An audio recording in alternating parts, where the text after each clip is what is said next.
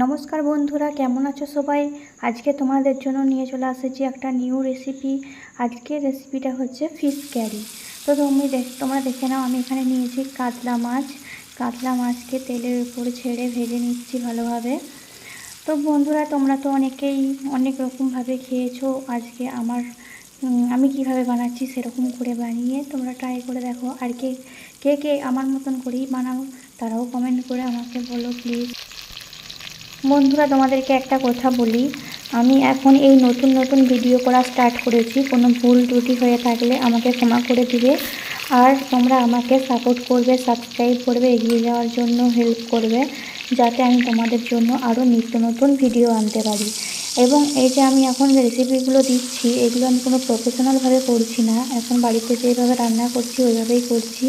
তবে খুব শীঘ্রই প্রফেশনালভাবে তৈরি করা ভিডিও আসতে চলেছে। দেখো বন্ধুরা, আমি এখন মাছগুলো ভেজে নিয়ে তুলে নিয়ে কড়াই দিয়ে দিয়েছি তেজপাতা একটা আর একটা শুকনো লঙ্কা। তোমরা এখানে কাঁচা লঙ্কাও দিতে পারো। তারপরে ভেজে নিয়ে পেঁয়াজ কুচিগুলো তুলে দিচ্ছি। পেঁয়াজ কুচিগুলোকে ভালোভাবে ভেজে নেব। ভাজা হয়ে গেলে তারপরে সেখানে আমি দিয়ে দেবো রসুন বাটা। দেখো বন্ধুরা, আমার পেঁয়াজগুলো ভাজা হয়ে এসেছে। আমি এখানে দিয়ে দিচ্ছি রসুন বাটা। তো রসুন বাটাটা দিয়ে আমি ভালোভাবে নেড়ে চেড়ে ভেজে নেব। তারপরে ভাজা হয়ে গেলে দেব আদা বাটা। তো আদাটাকেও ভালোভাবে নেড়ে চেড়ে ভেজে নেব। তারপরে ভাজা হয়ে গেলে দিয়ে দেবো টমেটো কুচি। টমেটো কুচিগুলিকে ভালোভাবে ভেজে নেব।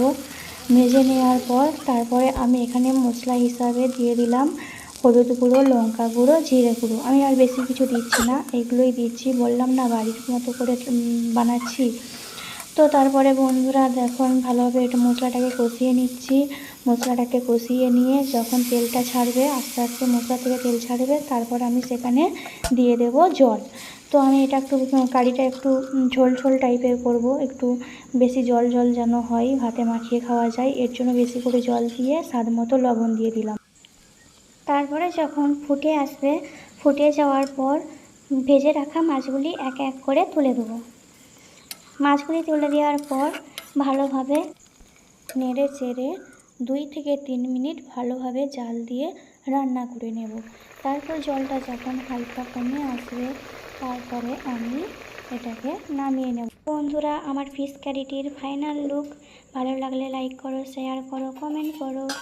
Bye bye.